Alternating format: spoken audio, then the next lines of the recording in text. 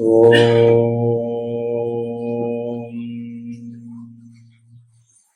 സന്യാസാശ്രമധർമ്മവിധാത്രീം ബ്രഹ്മജ്ഞാനസുധാരസദാത്രീം സദ്ഗുരുരൂപധരാം സർവജ്ഞാം അമൃതാനന്ദമയീം പ്രണമാമി.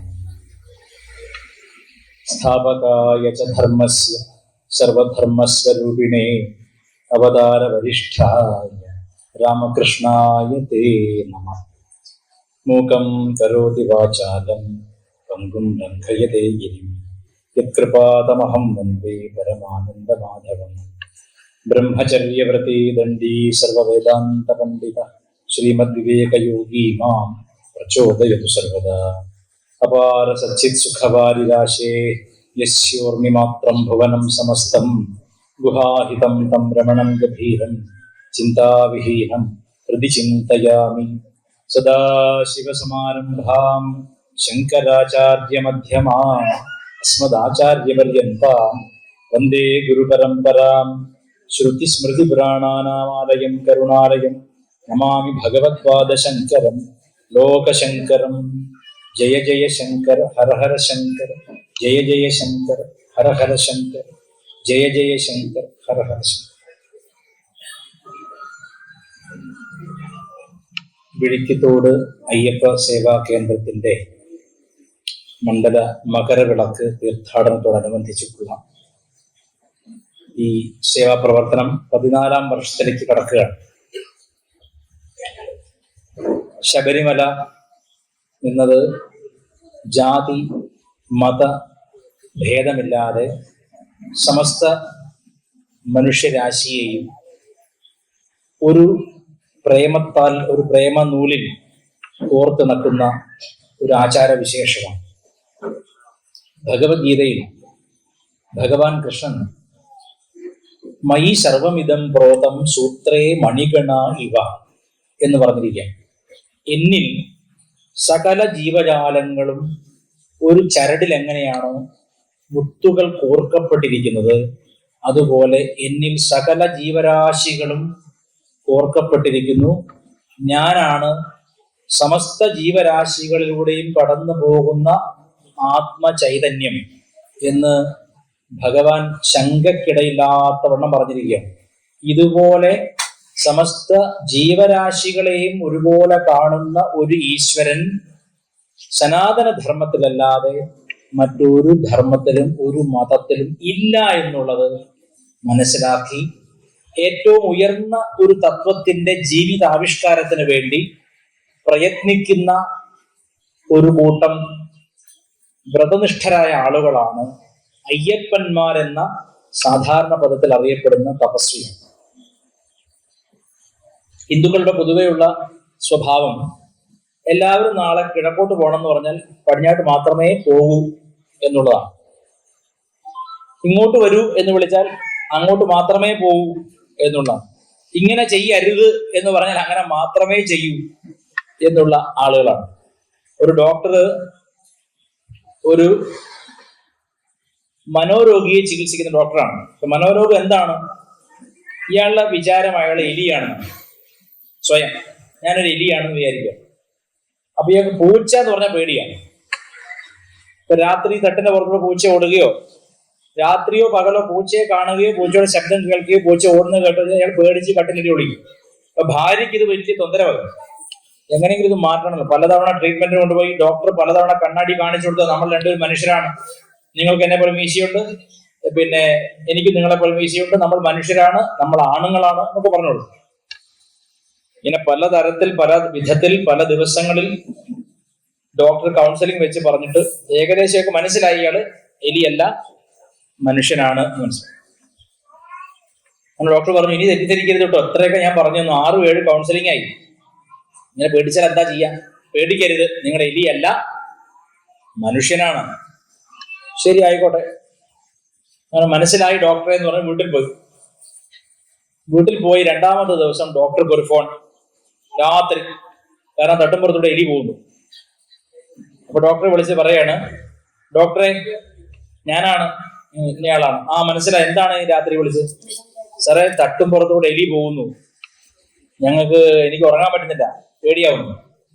ഞാൻ എന്താ ചെയ്യേണ്ടത്? എനിക്ക് ആകെ കറച്ചിട്ട് വയ്യ, ഞാൻ കട്ടിലിന്റെ അടിയെന്നാ വിളിക്കുന്നു. ഡോക്ടർ പറഞ്ഞു, നിങ്ങളോടല്ലേ ഞാൻ 2 ദിവസം പറഞ്ഞു തന്നെ, എത്ര കൗൺസിലിംഗ് ആയി, നിങ്ങൾ എലിയല്ല മനുഷ്യനാണ്, എത്ര തവണ പറഞ്ഞു തന്നു. അപ്പോ ഇയാൾ പറയാണ്, ഡോക്ടറെ എനിക്ക് മനസ്സിലായി ഞാൻ എലിയല്ല മനുഷ്യനാണ്, പക്ഷെ പൂച്ചയ്ക്ക് കൂടി മനസ്സിലാവണ്ടേ. ഇങ്ങനെയാണ് അദ്വൈതം ഹിന്ദുക്കൾ പഠിക്കുന്നത്. നീ ആത്മാവാണ്, എല്ലാം ഒരാത്മാവാണ്. അയ്യപ്പൻ നിന്ദകത്വം ഓംകാര സ്വരൂപനാണ്, എന്റകത്വം ഓംകാര സ്വരൂപനാണ്. അയ്യപ്പ തിന്തകത്വവും സ്വാമി തിന്തകത്വം. അയ്യപ്പൻ നിന്ദകത്വ ഓംകാരമാണ്, സ്വാമി നിന്ദകത്വ ഓംകാരമാണ്, പ്രണവസ്വരൂപനാണെന്നൊക്കെ പറഞ്ഞു. എന്നാലും ഈ എല്ലാം ഒന്ന് എന്ന വാദം കൊണ്ട് നമ്മൾ സൃഷ്ടിച്ചു വെച്ചിരിക്കുന്ന വലിയൊരു അപകടം കൂടിയുണ്ട്. ഞാൻ കോഴിക്കോട് വേങ്ങേരി എന്ന സ്ഥലത്ത് ഒരു പ്രഭാഷണത്തിൽ, സുബ്രഹ്മണ്യ സ്വാമി ക്ഷേത്രം, അവിടെ പോയ സമയത്ത് ഒരു പയ്യൻ 16 വയസ്സ് +1 പഠിക്കുകയാണ്. അപ്പൊ അന്നദാനം ഉണ്ട് അവിടെ. അപ്പൊ അവിടെ ഈ കുട്ടി പ്ലേറ്റുമായിട്ട് ഇങ്ങനെ നിൽക്കുകയാണ്. ഇവന്റെ കഴുത്തിലൊരു കൊന്ത കണ്ടു, കൊന്ത. അപ്പൊ ഞാൻ അവനോട് ചോദിച്ചു, മോന്റെ പേരെന്താ? അഖിൽ എന്നാണ്. അഖിൽ. അപ്പൊ അഖിൽ എന്നും പറഞ്ഞാൽ മനസ്സിലാവില്ല. അഖിൽ, അർജുൻ ഒക്കെ എന്തുവാവാം. ഇനി വിജയൻ വരെ എന്തൊക്കെയാണ്, പിന്നാണ് അഖിലും അർജുനും. എന്താന്ന് നമുക്കറിയില്ല. അപ്പോ മോന്റെ അച്ഛന്റെ പേരെന്താ? അച്ഛന്റെ പേര് നാരായണൻ. അപ്പൊ എനിക്ക് കാര്യം മനസ്സിലായി. മോൻ പിന്നെ എന്താണ് ഇത് ഇട്ടിരിക്കുന്നത്? എല്ലാം ഒന്നല്ലേ? എല്ലാം ഒന്നെന്ന് പറഞ്ഞാൽ ഒരു അപകടം കിടക്കുന്നത്, എല്ലാം ഒന്നെന്ന് പറയുന്നെങ്കിൽ അവിടെ നിന്ന് ഇങ്ങോട്ടും അത് വേണം. പൂച്ചയും കൂടി മനസ്സിലാവണം. പിന്നെ എലിയല്ലെന്ന് അവനും മനസ്സിലാവണം. അയ്യപ്പൻ വന്ദിക്കപ്പെടേണ്ട മൂർത്തിയാണ്, ശ്രീകൃഷ്ണനെ നമ്മൾ വന്ദിക്കണം എന്ന് അവരും പറഞ്ഞാൽ അദ്വൈതം പറയാം. അവിടുന്ന് ഇങ്ങോട്ടില്ലാത്ത സൗഹാർദ്ദം അങ്ങോട്ട് പോയി തലവെച്ചു കൊടുക്കേണ്ട കാര്യമുണ്ടോ എന്ന് ചിന്തിക്കാൻ കൂടെ ഒരു അവസരമാണ് ഈ ശബരിമല തീർത്ഥാടനം. കാരണം 1950 അയ്യപ്പന്റെ മൂലമൂർത്തിയെ മഴുകൊണ്ട് 7 or 8 വെട്ടുവെട്ടി മുഖവും കയ്യും ഛേദിച്ചു കളഞ്ഞത് ഈ മതേതര കേരളത്തിലാണ്. ആ ശബരിമലയുടെ മൂലവിഗ്രഹം മഴുകൊണ്ട് വെട്ടി പിളർക്കുകയും ശബരിമലയുടെ മൂലസ്ഥാനം, ആ ക്ഷേത്രം തീവച്ച് നശിപ്പിക്കുകയും ചെയ്ത ശബരിമല ആസൻ കേസ് അന്നത്തെ DGP കൊടുത്ത റിപ്പോർട്ട് ഈ പ്രബുദ്ധ കേരളത്തിലെ മന്ത്രിമാരും MLA മാരും ഇന്നും നമ്മുടെ നിയമസഭയിൽ ചർച്ച ചെയ്തിട്ടില്ല. ഒരു പ്രതിയെ പോലും അറസ്റ്റ് ചെയ്തിട്ടുമില്ല. അതെന്തുകൊണ്ടാണ്? നമ്മളിപ്പോഴും നമ്മൾ എലിയാണ് വിചാരിച്ചിരിക്കുക. അതാണ് പ്രശ്നം. നമ്മൾ ഹിന്ദുവാണ്. വിവേകാനന്ദനും ദയാനന്ദനും ശങ്കരാചാര്യർക്കും നാരായണ ഗുരുവിനും ചട്ടമ്പി സ്വാമിക്കും ഒക്കെ ജന്മം കൊടുത്ത സനാതന ധർമ്മത്തിൽപ്പെട്ട ആളുകളാണെന്ന ബോധ്യം നമുക്ക് വന്നിട്ടില്ല. എത്ര ആചാര്യന്മാർ എത്രത്തോളം നന്നായി പ്രഭാഷണം ചെയ്ത് നമ്മുടെ വീര്യം ഉണർത്തിയാലും മെല്ലെ ഒരു പള്ളിരച്ചനെ കാണുമ്പോൾ ഗുരുത്വാകർഷണ നിയമം ലംഘിക്കപ്പെടും. ഇരുന്ന സീറ്റിൽ നിന്ന് തന്നെ ബലൂൺ പോലെ എന്നെ പൊന്തിപ്പോവും. സന്യാസിയെ കണ്ട പുച്ഛിക്കുകയും ചെയ്യും. നമ്മുടെ ചില മൂല്യബോധങ്ങളിൽ ചില തത്വവിചാരം കടന്നുകൂടിയിട്ട് എല്ലാം ഒന്ന്, ഇപ്പൊ ഞാൻ പറഞ്ഞു എല്ലാം ഒന്നെന്ന് പറയാം. നാരായണത്ത് ഭ്രാന്തന്റെയും ശങ്കരാചാര്യന്റെയും പേരിൽ ഈ കഥ പ്രചരിക്കപ്പെടുന്നുണ്ട്. ഞാൻ പറയാൻ പോകുന്ന കഥ, നാരായണത്ത് ഭ്രാന്തന്റെ കൂടെ 2 പേര് അങ്ങ് വലിയ ജ്ഞാനിയാണ്, ഞങ്ങളും കൂടെ കൂടട്ടെ എന്ന് കൂടി. അപ്പൊ അയാളൊന്നും പറഞ്ഞില്ല, അവധൂതനാണെന്ന്. ഇപ്പൊ അങ്ങ് ചെയ്യുന്നവരൊക്കെ ഞങ്ങൾ ചെയ്തോളാം എന്ന് പറഞ്ഞു. അപ്പൊ നാരായണത്ത് ഭ്രാന്തൻ പറഞ്ഞു, എനിക്ക് വിരോധമൊന്നുമില്ല, ഞാൻ ചെയ്യുന്നവരൊക്കെ ചെയ്യണം, എന്റെ കൂടെ നിൽക്കരുത് പറഞ്ഞു. ശരി എന്ന് പറഞ്ഞു. നാരായണ ഭ്രാന്തൻ എങ്ങനെ രാവിലെ നടക്കുകയാണ്, ദൂരം നടക്കുക, ഇവർ പിന്നാലെ നടക്കുകയാണ്. നല്ല ഉച്ച വെയിലാണ്. ഒരു വീട്ടിൽ കയറിയിട്ട് സംഭാരം ചോദിച്ചു. ഗുരു സംഭാരം കുടിച്ചു, ശിഷ്യന്മാരും സംഭാരം കുടിച്ചു. കുറച്ചുകൂടി മുന്നോട്ട് പോയപ്പോ വീണ്ടും ക്ഷീണം വന്നു. കഞ്ഞിവെള്ളം ചോദിച്ചു കുടിച്ചു, ശിഷ്യന്മാരും കഞ്ഞിവെള്ളം കുടിച്ചു. 3-ാം തവണ ഗുരു പോയത് കൊല്ലന്റെ ആലയിലേക്കാണ്. വെന്തുരുകുന്ന ആ ചൂട് വെള്ളം എടുത്ത് കുടിച്ചു, ശിഷ്യന്മാരെ കാണാനില്ല. അപ്പൊ നമുക്ക് ചൂട് ഉരുകുന്ന തീ കുടിക്കാമെങ്കിൽ പാലും കുടിക്കാം. അത്തരത്തിലുള്ളവർക്ക് എല്ലാം ഒന്നെന്ന് പറയാം. അവധൂതന്മാർക്ക് അവർക്ക് പട്ടിക്കാട്ടോ സമലോഷ്ടാശ്മ കാഞ്ചന എന്ന് ഗീതയിൽ വളരെ വ്യക്തമായി പറഞ്ഞിട്ടുണ്ട്. അവധൂതന്റെ നില എന്താണ്? സ്ഥിതപ്രജ്ഞന്റെ ലക്ഷണം എന്താണ്? അവന് കല്ലിന്റെ മൺകട്ടയും സ്വർണവും ഒരുപോലെയാണ്. ഈ അമ്മമാരാരെങ്കിലും ഞാൻ കല്ല് കെട്ടാന്നെങ്കിൽ മാല തരുമോ? ഞാനൊരു കല്ലിന്റെ കട്ട തന്നാൽ നിങ്ങൾ അതിന് പകരമായിട്ട് മാല തരുമോ? അങ്ങനെയുള്ള അവസ്ഥയിൽ പറയാം അയ്യപ്പനും മറ്റൊരാളും ഒന്നെന്ന് പറയാം. ആ അവസ്ഥയിൽ എത്താത്തടത്തോളം നമുക്ക് വ്യവഹാരത്തിൽ ചില നിയന്ത്രണങ്ങൾ, നിയമങ്ങൾ ഇല്ലെങ്കിൽ ഈ മതേതരത്വമാകുന്ന പശു വന്നിട്ട് നമ്മുടെ പറമ്പിലെ വാഴയില കടിച്ച് നശിപ്പിക്കും. നമുക്ക് പഴം തിന്നാൻ പറ്റാതാവും. മതേതരത്വ ഒരു പശുവാണ്, സർക്കാർ അഴിച്ചുവിട്ടിരിക്കുന്ന പശുവാണ്. അത് ഹിന്ദുക്കളുടെ പറമ്പിൽ മാത്രമേ മേയുകയുള്ളൂ. മറ്റു പറമ്പിലൊക്കെ എന്തുണ്ട്? വേലിയല്ല, 12 അടി മതിലാണുള്ളത്. മറ്റു പറമ്പുകളിലെല്ലാം 12 അടി മതിലുണ്ട്. ഹിന്ദുക്കളുടെ പറമ്പിൽ വേലിയില്ല. പശു വന്നിട്ട് യഥേഷ്ടം എന്തൊക്കെയോ തിന്നുന്നു. അപ്പൊ അതുകൊണ്ട് വ്യവഹാരത്തിൽ നമ്മൾ കോടതിയുടെ ദൃഷ്ടിയിൽ, നിയമത്തിന്റെ ദൃഷ്ടിയിൽ, നമ്മുടെ ഭരണഘടനയുടെ ദൃഷ്ടിയിൽ ഹിന്ദു മതം എന്നൊന്നുണ്ട്. അല്ലെങ്കിൽ ഹിന്ദു റിലീജിയസ് ആക്ട് വരില്ലല്ലോ, റിലിജൻ ഉണ്ട് അവിടെ. അപ്പൊ അവിടെ നമുക്ക് വ്യവഹാരത്തിന് വേണ്ടി ഒരു മതമുണ്ട്. ഇതിലെ പല ദർശനങ്ങളിൽ ഒരു ദർശനമാണ് അദ്വൈത വേദാന്തം. പല ദർശനങ്ങളിൽ ഒരു ദർശനമാണ്. ഒരു പക്ഷേ ഏറ്റവും ഉയർന്ന, മനുഷ്യന് ചിന്തിക്കാവുന്നതിൽ ഏറ്റവും ഉയർന്ന ദർശനമാണ് അദ്വൈത വേദാന്തം. പക്ഷെ ഇതിനെപ്പറ്റി ഒരു ചുക്കും ചുണ്ണാമ്പും അറിയാത്തവൻ പോലും പറയുന്നു കുരിശിട്ടാൽ എന്താ, കുമ്പിട്ട് നിസ്കരിച്ചാൽ എന്താ, അപ്പൊ പിന്നെ അയ്യപ്പന്മാർക്ക് ബീഫ് കൊടുത്താൽ എന്താ? സ്വാമിജി നേരത്തെ പറഞ്ഞല്ലോ, ഈ വ്രതനിഷ്ഠരായിട്ടുള്ള അയ്യപ്പന്മാര് കേരളത്തിലോട്ട് കടന്നു വരുമ്പോൾ ഇവിടുത്തെ മതേതരക്കാര് അവരുടെ വ്രതം മുടക്കാൻ വേണ്ടിയിട്ട് ഈ മാംസം വിളമ്പാണ്. അവര് പറയും എല്ലാം ഒന്നല്ലേ, ഏകം സദ് വിപ്രാ ബഹുധാ വദന്തി, എല്ലാം ഒന്നാണ്. അറിവുള്ളവർ പലതായിട്ട് പറയുന്നു. ഇപ്പൊ ഞങ്ങൾ മാംസം കഴിക്കും, നിങ്ങളും കഴിയും, കുഴപ്പമില്ലെന്ന് പറയാലോ. എല്ലാത്തിനെയും തെറ്റായി വ്യാഖ്യാനിച്ച് നമ്മുടെ ധർമ്മത്തെ തകർക്കാനുള്ള ഒരു മൂലബിന്ദുവായിട്ട് ഈ അദ്വൈത വേദാന്തത്തെ ദുരുപയോഗം ചെയ്യുന്നു പലരും. അത് ശ്രദ്ധിക്കണം. അതുകൊണ്ടാണ് ഈ വ്യത്യാസമുണ്ട്. നമ്മുടെ ക്ഷേത്രങ്ങൾ നശിപ്പിക്കുന്നവർ, നമ്മുടെ ശ്രദ്ധാമൂർത്തികളെ അപമാനിക്കുന്നവർ, അയ്യപ്പനെ അപമാനിക്കുന്നവർ നമുക്ക് നിവൃത്തിയില്ല പറയട്ടെ, ശത്രുക്കൾ തന്നെയാണ്. പാഞ്ചാലിയെ വസ്ത്രാക്ഷേപം ചെയ്ത് പീഡിപ്പിച്ച ദുര്യോധനാദികളെ എന്തുകൊണ്ട് പാണ്ഡവർ അപ്പോൾ തന്നെ കഥ കഴിച്ചില്ല? അപ്പോൾ തന്നെ തലയർത്തിരുന്നെങ്കിൽ അവിടെ മഹാഭാരത യുദ്ധം ഉണ്ടാവില്ലേ? ചിന്മയാനന്ദ സ്വാമികള് രസകരമായിട്ട് ഗീതാ ക്ലാസ്സിനിടയ്ക്ക് പറയുമായിരുന്നു, ഈ അവതാരമൊന്നും വരാൻ കാത്തു നിൽക്കണ്ട, തൽക്കാലം ഞങ്ങൾ സന്യാസിവരും മതിയെന്ന്. പറഞ്ഞതിനർത്ഥം ഒരു അധർമ്മം നടക്കുമ്പോൾ ഇനി അടുത്ത അവതാരം വരട്ടെ എന്ന് കാത്തിരിക്കുകയാണ് ഹിന്ദുക്കൾ. ഒരു അധർമ്മം നടക്കുമ്പോൾ കൈകെട്ടി നിൽക്കുന്ന എല്ലാവരും ഭീഷ്മരെ പോലെ തന്നെ പാപം ചെയ്യുന്നുണ്ട്. ഞാൻ അത്ഭുതം തോന്നുകയാണ്. ലോകൈക വില്ലാളി വീരനാണ് ഭീഷ്മരൻ. ഭീഷ്മര് ഇന്ദ്രനെ പോലും വെല്ലുവിളിക്കാൻ ശക്തിയുള്ളവരാണ്. ദേവലോകത്ത് പോയി യുദ്ധം ചെയ്യാൻ കഴിവുള്ളവരാണ്. അസുരന്മാരോ ദേവന്മാരോ മാനവന്മാരോ ഭീഷ്മരെ സംബന്ധിച്ച് ഒരു ഇരയല്ല. ഭീഷ്മര മുമ്പിൽ യുദ്ധം ചെയ്യാൻ കഴിവുള്ള ഒറ്റ ഒരുത്തിന് ആ കാലത്ത് ഉണ്ടായിരുന്നില്ല. ആജന്മ ബ്രഹ്മചാരി, സകല ശാസ്ത്ര പടു. ഇനി എന്താ വിശേഷണങ്ങൾക്ക് ഒരു കുറവുമില്ല. പക്ഷേ ദുര്യോധനന്റെ ചോറ് കൊണ്ട് ആ കൊട്ടാരത്തിൽ കഴിഞ്ഞത് കൊണ്ട് രക്തത്തിൽ ധർമാധർമ്മ വിവേചന ബുദ്ധി കുറഞ്ഞുപോയി. അതാണ് ഓരോരുത്തരും സർക്കാരിന്റെ കിറ്റ് വാങ്ങിയാലുള്ള കുഴപ്പം. നിങ്ങൾ ആരിൽ നിന്ന് അരി വാങ്ങുന്നുവോ അവർ നിങ്ങളിൽ നിന്ന് ചില കൂറ് പ്രതീക്ഷിക്കുന്നുണ്ട്. ചോറിന്റെ കൂടെ കൂറ് പ്രതീക്ഷിക്കുന്നുണ്ട്. ആ കൂറ് കൊടുത്തതിന്റെ ആണല്ലോ നമ്മളിപ്പോ പല രൂപത്തിൽ അനുഭവിക്കുന്നത്. അപ്പോ ഒരു അധർമ്മം ചെയ്യുമ്പോൾ അവനെ ഒറ്റക്കെട്ടായി എതിർത്ത് നിൽക്കുമ്പോൾ ചിലർ ഇതിൽ നിന്ന് കൊഴിഞ്ഞു ചാടിപ്പോവും. പണ്ടൊരു ചൊല്ലുണ്ട്, കേരളത്തിൽ നിന്ന് ഒരു രാജ്യത്തേക്ക് കുറെ തേളുകളെ കയറ്റി അയക്കും, വിദേശത്തേക്ക് ഫ്ലൈറ്റിലാണ് കൊണ്ടുപോകണം, എയർ കാർഗോ. എല്ലാ നാട്ടിൽ നിന്നും തേളിനെ കയറ്റി അയക്കുമ്പോൾ കേരളത്തിലുള്ള തേളിനെ മാത്രം കെട്ടാതെ വെറുതെ ഒരു ചാക്കിലിട്ടിട്ടാണ് കൊടുത്തയച്ചത്. അപ്പൊ എല്ലാവരും അത്ഭുതം, ഇതെങ്ങനെ അവിടെ എത്തും? ഒരു കുഴപ്പമില്ല, കേരളത്തിൽ ജനിച്ച് കേരളത്തിന്റെ മണ്ണിൽ വളർന്ന തേളുകളാണ്. ഏതെങ്കിലും ഒരു തേളിൽ നിന്ന് പുറത്തു പോയി രക്ഷപ്പെടാൻ നോക്കിയാൽ ബാക്കി തേളുകൾ വലിച്ചു താഴ്ത്തിട്ടോളും. പറഞ്ഞു മനസ്സിലായോ? അതായത് നമുക്ക് നല്ല രീതിയിൽ ഉയരുന്ന പ്രസ്ഥാനങ്ങളെയോ ധാർമ്മിക പ്രവർത്തനങ്ങളെയോ കണ്ടുകൂടാ. എനിക്ക് ഓർമ്മയുണ്ട്, മുഖ്യമന്ത്രി വരുന്ന ചടങ്ങിന്റെ അപ്പുറത്തൊരു ക്ഷേത്രത്തിൽ ഭാഗവത പാരായണം മറ്റും നടക്കുന്നു.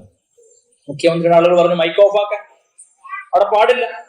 കംസൻ പോലും ഇങ്ങനെ പറഞ്ഞിട്ടില്ല, ഇങ്ങനെ ഒരു രീതി. അപ്പൊ ഇങ്ങനെയൊക്കെ സഹിച്ചിട്ടും കുറച്ച് കടലപ്പരിപ്പും പഞ്ചസാരയും എണ്ണയും അരിയും കിട്ടുമെന്ന് പറഞ്ഞാൽ ഒരു ബോധവുമില്ലാതെ ഈ പാപങ്ങളെല്ലാം മറന്നിട്ട് അയ്യപ്പനെ പോലും മറന്നിട്ട് വീണ്ടും വീണ്ടും വീണ്ടും തെരഞ്ഞെടുക്കുന്നത് ഭീഷ്മരുടെ ബുദ്ധിയാണ്. എത്ര ഗുണമുണ്ടെന്ന് പറഞ്ഞിട്ട് കാര്യമില്ല. ധർമ്മം അധർമ്മം തിരിച്ചറിയാനുള്ള കഴിവില്ലെങ്കിൽ ഹിന്ദുവായി ജീവിച്ചിട്ട് ഒരു ഫലവുമില്ല എന്ന് തുറന്നു പറയാൻ ഞാൻ ആഗ്രഹിക്കുന്നു. നമുക്ക് ഒരുപാട് സ്വാമിജിയെ പോലെ മഹാപണ്ഡിതന്മാരായിട്ടുള്ള ഒരുപാട് സന്യാസി ശ്രേഷ്ഠന്മാരുണ്ട്, ആചാര്യന്മാരുണ്ട്. എത്ര പ്രഭാഷണം കേട്ടിട്ട് എലി ഇപ്പോഴും എലി തന്നെയാണ്.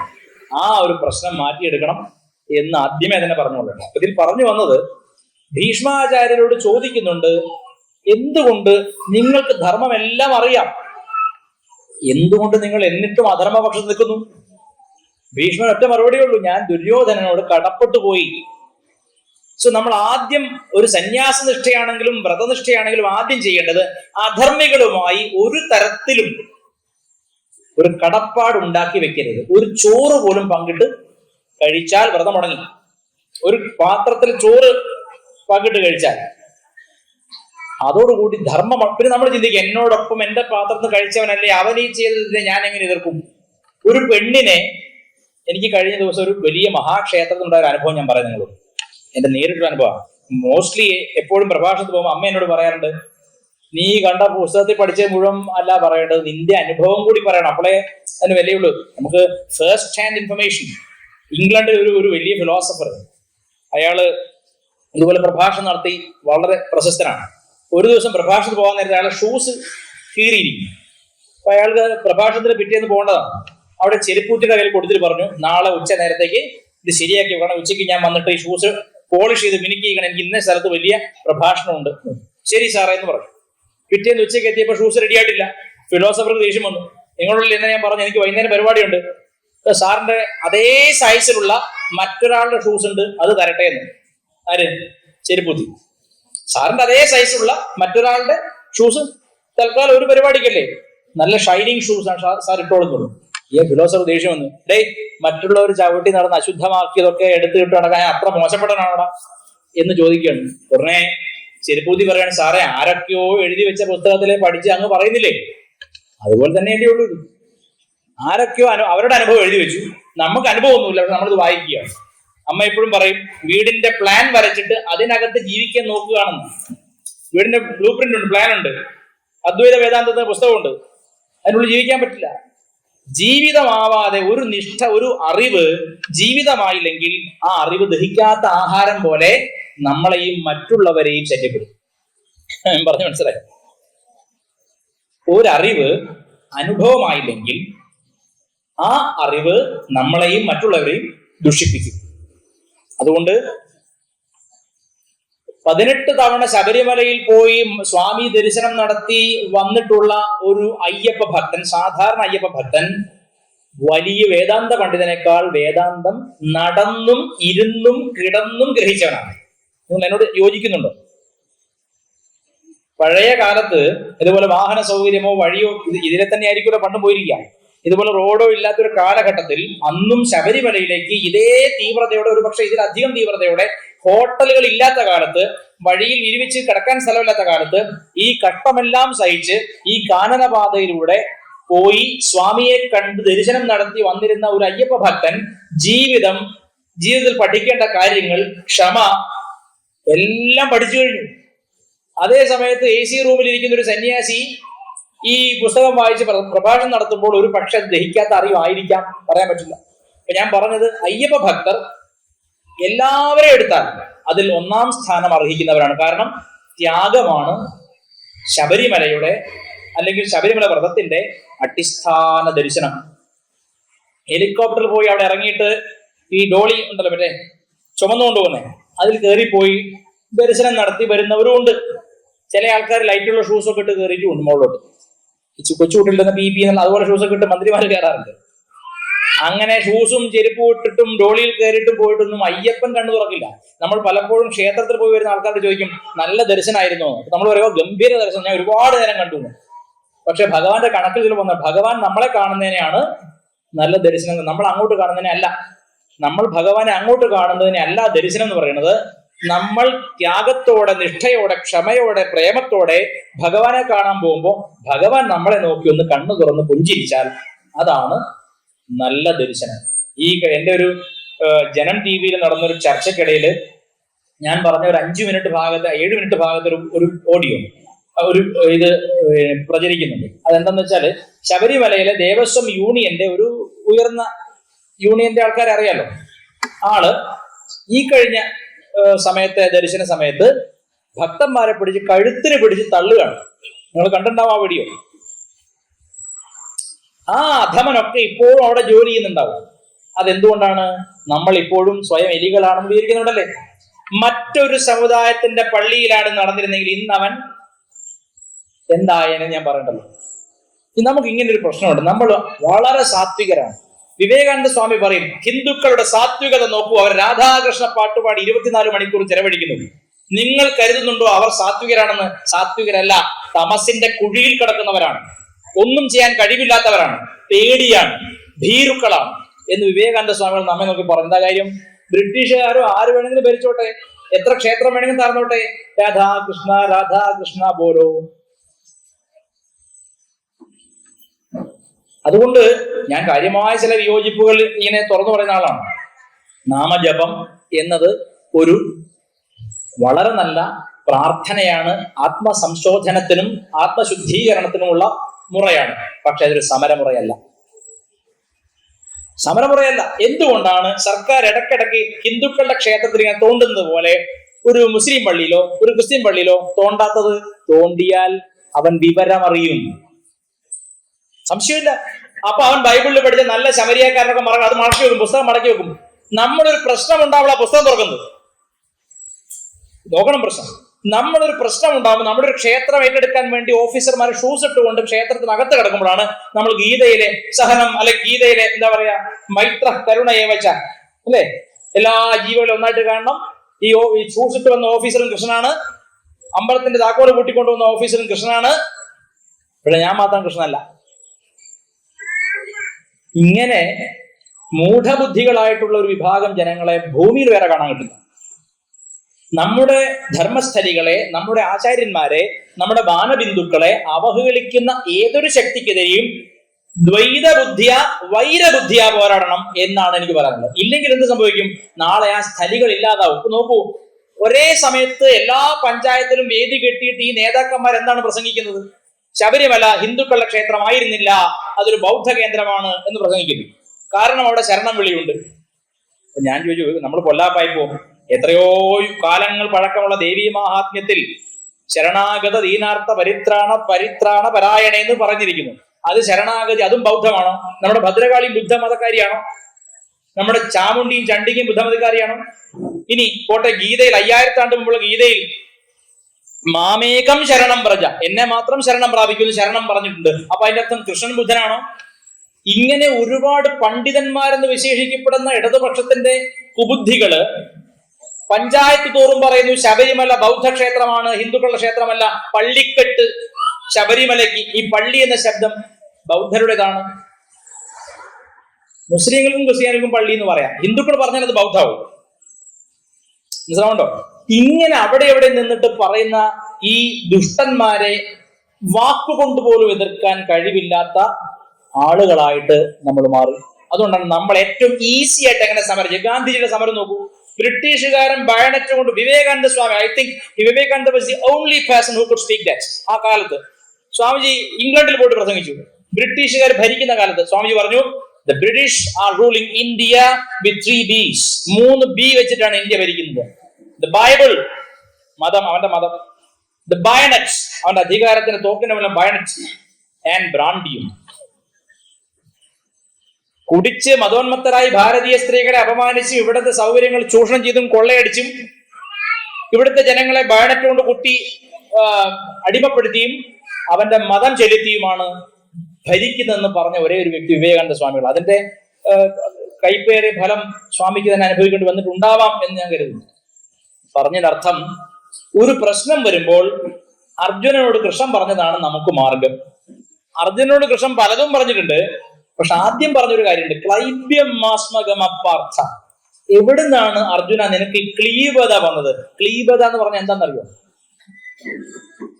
അതായത് ഒരമ്മ മകനോട് പറയാണ്, തൊട്ടടുത്ത ദേശക്ഷേത്രം സർക്കാർ ഏറ്റെടുക്കുന്നു, ഇപ്പൊ വീട്ടില് 18 വയസ്സുള്ള ചെറുപ്പക്കാരൻ നല്ല ചോര തിളക്കും, അവൻ പറയണം അമ്മേ ഇതിങ്ങനെ വിട്ടാ പറ്റില്ല, ചോദ്യം ചെയ്യണം. അപ്പൊ പറയാം നീ മിണ്ടാതിരിക്കി, കഞ്ഞി കുടിക്കി, കഥ അടച്ചിടുന്നു അമ്മ.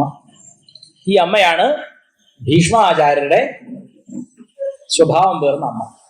അതേ സമയത്ത് അവിടെ ചോദ്യം ചെയ്യാൻ പോയിട്ട് തല്ലുകൊള്ളുന്ന കുറച്ച് ചെറുപ്പക്കാരുണ്ട്. മിക്കവാറും ആ പ്രദേശത്ത് RSകാരായിരിക്കും തല്ലുകൊള്ളാൻ പോകുന്നു. അപ്പൊ ഇവരെന്ന് പറയും ഓരോ കൂടെ ഒന്നും പോകണ്ടട്ടോ, വെറുതെ കേസും നമുക്ക് വേണ്ട, നമ്മളെ സുഖം. ഹിന്ദുക്കളിൽ വലിയൊരു ശതമാനവും ഇങ്ങനെ സ്വന്തം ധർമ്മത്തിന് എന്തു തന്നെ സംഭവിച്ചാലും ഞാൻ അറിഞ്ഞില്ല രാമനാരായണ എന്ന് പറഞ്ഞിരിക്കുന്ന ആൾക്കാരാണ്. ഭീഷ്മാചാര്യരുടെ ധർമ്മബോധമാണ് നമ്മളിലുള്ളത്. കാരണം അധികം പേരും കിറ്റ് വാങ്ങുന്നുണ്ടെന്നാണ് ഞാൻ മനസ്സിലാക്കുന്നത്. കിറ്റോ അല്ലെങ്കിൽ ക്ഷേമ പെൻഷനോ നമുക്കൊരു സാധനം തരുന്നത് ഔദാര്യമല്ല, നമ്മുടെ അവകാശമാണ്. ജനാധിപത്യത്തിൽ അവകാശമാണ്. എന്തിനാണ് ഈ സൗജന്യ TV, കളർ TV, ഫാനൊക്കെ ചില നാട്ടിൽ, തമിഴ്നാട്ടൊക്കെ ചില സ്ഥലത്ത് കൊടുക്കും. ഇലക്ഷൻ വരുമ്പോൾ കളർ TV അല്ലെങ്കിൽ സൗജന്യ വിദ്യാഭ്യാസം, ഇതിനെ സൗജന്യം കൊടുക്കുന്നത് ഇവന് വീണ്ടും ഭരണത്തിൽ വരാൻ വേണ്ടിയിട്ടാണ്. അപ്പൊ അവൻ നമ്മുടെ അടിമയാണ്. അത് മനസ്സിലാക്കിയിട്ട് ധർമ്മബുദ്ധിയോടുകൂടി വോട്ടിംഗ് സമ്പ്രദായത്തിൽ വിനിയോഗിച്ചില്ലെങ്കിൽ ജനാധിപത്യത്തെക്കാൾ വലിയൊരു പാര ഇല്ല. രാജാധിപത്യത്തെക്കാൾ ദുഷിക്കുന്ന ഒന്നാണ് ജനാധിപത്യം. എപ്പോൾ ധർമാധർമ്മ വിവേചന ശക്തിയില്ലാത്തൊരു ജനതയെ ഓഫറുകൾ കൊടുത്ത് വശത്താക്കുമ്പോൾ. അതുകൊണ്ട് ഇത്രയും എന്തിനാണ് വിശദമായിട്ട് പറയുന്നത് വെച്ചാൽ, നമ്മെ ഒന്നിപ്പിക്കുന്ന ഗുരു ആരാണ്? ശബരിമലയിൽ പോകുമ്പോൾ നമ്മൾ ശരണം വിളിക്കും, ഹരിയേ ഗുരുവേ ശരണം പൊന്നയ്യപ്പ. അയ്യപ്പൻ ഗുരുവും കൂടിയാണ്. എനിക്ക് തോന്നുന്നു, ഞാൻ ആദ്യം പറഞ്ഞല്ലോ തെക്കോട്ട് നടക്കൂ എന്ന് പറഞ്ഞാൽ വടക്കോട്ട് മാത്രം നടക്കുന്ന ഹിന്ദു സമൂഹത്തെ നൂറ്റാണ്ടുകൾക്ക് മുമ്പ് ഒരു നിഷ്ഠ കൊടുത്ത്, ഒരേ വസ്ത്രം ഉടുപ്പിച്ച്, ഒരേ ശരണം വിളിപ്പിച്ച്, ത്യാഗത്തോടെ നിഷ്ഠയോടെ നടത്തിച്ചിട്ടുണ്ടെങ്കിൽ അങ്ങനെ ഒരു ഗുരു ഭാരതത്തിൽ അയ്യപ്പൻ മാത്രമാണ്. ശ്രീകൃഷ്ണൻ വിചാരിച്ചിട്ട് നടക്കാത്ത കാര്യമാണ്. ശ്രീകൃഷ്ണൻ പോയിട്ട് ദുര്യോധനാദികളോടും ശാന്തിദൂത് പറഞ്ഞിട്ടുണ്ട്. അവര് കളിയാക്കി വിടുകയാണ് ചെയ്തത്. അവർ കേട്ടില്ല, നീ മായാവിയാണെന്ന് പറഞ്ഞ് വിടുകയായിരുന്നു. പക്ഷേ അയ്യപ്പൻ പറഞ്ഞപ്പോ അത് മലയാളികൾ അനുസരിച്ചു എന്ന് ഇതിലും വലിയ അത്ഭുതമുണ്ട്. ലോകാത്ഭുതങ്ങൾ ആദ്യം എഴുതി ചേർക്കേണ്ടത് മലയാളികൾ എന്ന തീരെ പറഞ്ഞാൽ കേൾക്കാത്ത സമൂഹത്തെ ഒരു നിഷ്ഠ കൊടുത്ത്, ഇത്ര സമയത്ത് എഴുന്നേറ്റ്, പ്രാതകാലത്ത് എഴുന്നേറ്റ് മുങ്ങിക്കുളിച്ച് ഭസ്മം ധരിച്ച് മുദ്ര ധരിച്ച് ശരണം വിളിപ്പിച്ച് നിഷ്ഠയോടെ ജീവിക്കാൻ 41 ദിവസമെങ്കിലും ഒരു വർഷത്തിൽ നാട്ടിലെ പാമ്പുകളൊക്കെ നേരെ നടക്കുന്ന കാലഘട്ടമാണത്. ഇപ്പോഴും ഞാൻ അങ്ങോട്ട് പോകുമ്പോൾ ഒരാളുണ്ടായിരുന്നു, അവിടെ റോഡിന് വീതി കൂട്ടുന്നു, അങ്ങോട്ട് നിൽക്കണം ഇങ്ങോട്ട് നിൽക്കണം, റോഡിന് വീതി കൂട്ടിക്കൊണ്ട് ഒരാൾ നിൽക്കണ്ടായിരുന്നു. ഞങ്ങൾ വണ്ടി ഇങ്ങനെ പോകും. അപ്പൊ അങ്ങനെയുള്ള ആളുകളൊക്കെ 41 ദിവസം ഒരു അല്പമെങ്കിലും വെളിച്ചമുള്ളവൻ അത് നിർത്തിയിട്ട് ശബരിമലയിൽ പോവാം. അപ്പൊ ശബരിമല ഇല്ലായിരുന്നെങ്കിലോ, ശബരിമല അടക്കം ഉള്ള സ്ഥലങ്ങളിൽ സംശയമൊന്നും വേണ്ട, കുരിശ് പ്രത്യക്ഷപ്പെട്ടേ, ഒരു സംശയമാക്കാതിരി വേണ്ട. ആ ശബരിമല അയ്യപ്പൻ അതുകൊണ്ട് ആരുടെ പൊതുശത്രുവാണ്? സെമിറ്റിക് മതങ്ങളുടെ സാമ്പത്തിക ശേഷിയും നമ്മുടെ 1000 ഇരട്ടി സാമ്പത്തിക ശേഷിയും സംഘടിത സ്വഭാവമുള്ള സെമിറ്റിക് മതങ്ങളുടെ ശത്രുവാണ് അയ്യപ്പൻ.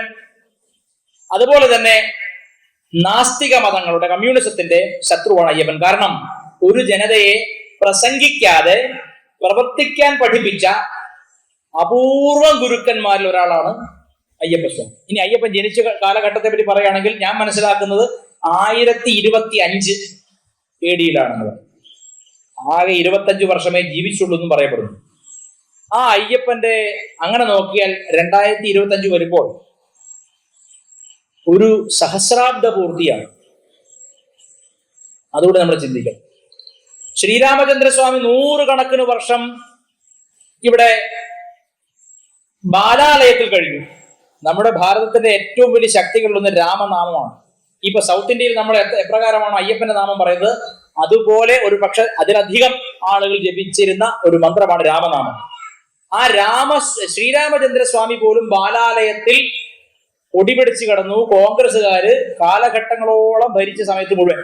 ഇപ്പോഴാണ് ധാർമ്മിക ബുദ്ധിയുള്ളവർ അധികാരത്തിൽ വന്നപ്പോൾ അതാണ് വോട്ടിങ്ങിന്റെ ഫലം. ജനാധിപത്യത്തിൽ നമ്മുടെ ദേവതകളെ, നമ്മുടെ ഋഷിമാരെ, നമ്മുടെ മുനിമാരെ, നമ്മുടെ സന്യാസിമാരെ, ആചാര്യന്മാരെ എല്ലാം സംരക്ഷിക്കേണ്ടത് വോട്ടിങ്ങിലൂടെയാണ്. സംശയം വേണ്ട.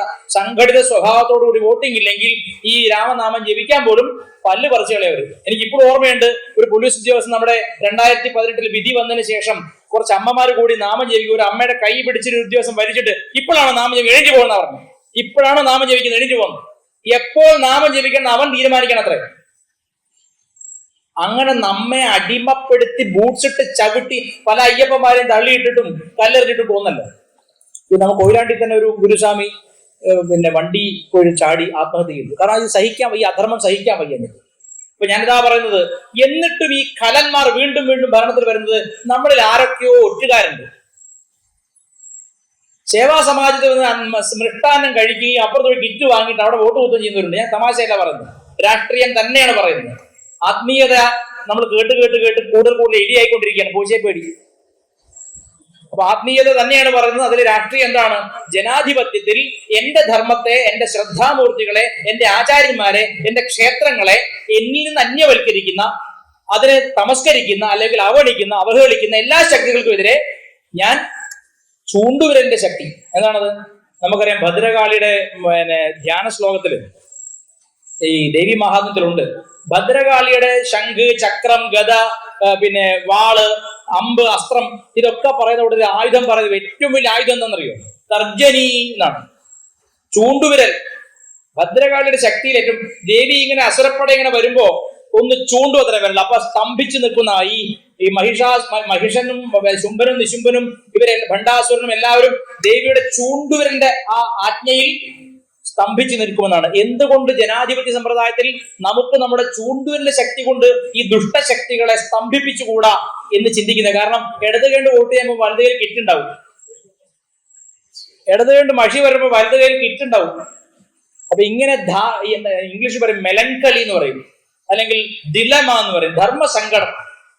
ദിലമ എന്താണ്? കിറ്റിന് വോട്ട് ചെയ്യണോ ധർമ്മത്തിന് വോട്ട് ചെയ്യണോ? കിറ്റ് എന്ന് പറഞ്ഞാൽ പെട്ടെന്ന് ഇപ്പൊ അരി ചോറാക്കാം, കറി ഉണ്ടാക്കാം. ഈ ധർമ്മം എന്ന് പറഞ്ഞാൽ അതിന്റെ ഫലം എപ്പോ വരുന്ന ആർക്കും അറിയില്ല. ധർമ്മം മാവ് പോലെയാണ്. ഒരു ജപ്പാനിൽ ഒരു കിളവൻ, 85 വയസ്സിൽ കിളവൻ മാവ് നടന്നു. അപ്പൊ പേരക്കുട്ടി പോയി ചോദിക്കുക, മുത്തശ്ശ എന്തിനാണ് ഇപ്പൊ ഈ മാവ് നടുന്നത്? നിങ്ങൾ അത്രയും കാലം ജീവിച്ചിരിക്കോ? അപ്പൊ മുത്തശ്ശ പറയാം, ഞാൻ നടുന്നത്, ഞാൻ എന്റെ ജീവിതകാലം മുഴുവൻ കഴിച്ച ഒരു മാങ്ങയും ഞാൻ നട്ടതല്ല, എന്റെ പൂർവികരാരോ നട്ടിട്ട് കഴിക്കാതെ പോയതാണ്. അതാണ് ധർമ്മവും. നിങ്ങൾ ഇന്ന് ചെയ്യുന്ന ത്യാഗം, ഇന്ന് ചെയ്യുന്ന ചിന്തയോടുള്ള പ്രവൃത്തി, ധർമ്മത്തിന് വേണ്ടി ചെയ്യുന്ന പ്രവൃത്തിക്ക് നിങ്ങൾ ഇപ്പോൾ ഒരു പക്ഷെ അനുഭവിച്ചിട്ടില്ല. നിങ്ങളുടെ മക്കളും പേരക്കുട്ടികളും സുരക്ഷിതരായിരിക്കും. അതുകൊണ്ട് voting is A very important thing. ഇതൊരു യുദ്ധമുറയാണ്. ജനാധിപത്യത്തിൽ വോട്ട് ചെയ്യുക എന്നുള്ളത് ഒരു യുദ്ധമുറയാണ്. ഇപ്പോ കേന്ദ്രത്തിൽ മോദി അല്ല അധികാരത്തിന് വിചാരിക്കുക, രാമക്ഷേത്രം ഉണ്ടാവോ? എനിക്ക് തോന്നുന്നില്ല. ആരെങ്കിലും പ്രകടന പത്രികയിൽ എഴുതുമോ? ഇതെന്താ, ഇത് പറയാൻ പാടില്ല എവിടെയും പറഞ്ഞു. ആ ഗുരുമൂർത്തി വന്നിട്ട് രാഷ്ട്രീയം പറഞ്ഞു. രാഷ്ട്രീയം തന്നെയാണ് പറയുന്നത്. എല്ലാവരും പറയുന്ന രാഷ്ട്രീയമാണ്, ഞാനും പറയുന്ന രാഷ്ട്രീയമാണ്. ഒരു വ്യത്യാസം എന്താണെന്ന് വെച്ചാൽ, ഞാൻ പറയുന്നത് എന്റെ ശ്രദ്ധാമൂർത്തിയായ അയ്യപ്പനെ അടക്കം അവഹേളിച്ച ആളുകൾ വീണ്ടും വീണ്ടും അധികാരത്തിൽ വരുന്നുണ്ടെങ്കിൽ അതിനൊറ്റ കാരണമേ ഉള്ളൂ, ഭീഷ്മരെ പോലെ ധർമ്മം ചിന്തിക്കാതെ ഊണ് കഴിച്ചതിന്റെ പേരിൽ കൂറ് പുലർത്തുന്നുകൊണ്ടാണ്. അല്ലെങ്കിൽ ജയിക്കുമോ?